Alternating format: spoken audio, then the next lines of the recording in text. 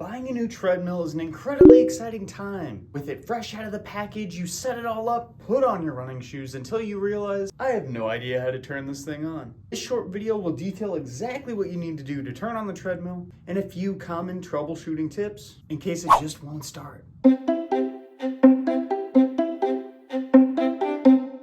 Now, the first thing you want to do is to make sure you have this thing plugged in. Although this is incredibly obvious, it needs to be said. Make sure that your treadmill is plugged in firmly into the wall. I've had a couple of instances myself where I've only plugged it in about halfway. And then when I started walking, it actually jarred it loose. Now, the next thing I need you to be aware of is to make sure the Treadmill Safety Key is actually secure.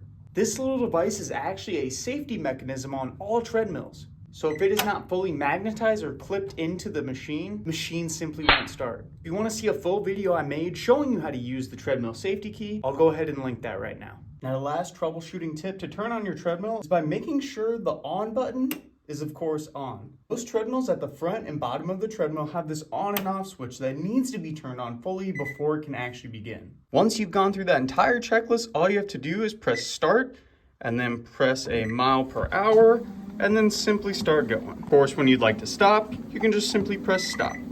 Other treadmills might differ in color and actual saying, but this is pretty standard for the most part. If you found value from this video, please subscribe to the channel for more videos showing you how to use all the different equipment in the gym. And in addition to that, you can check out this next video I made showing you how to adjust the stationary bike height. I'm out of it, no man to tell me you're no good.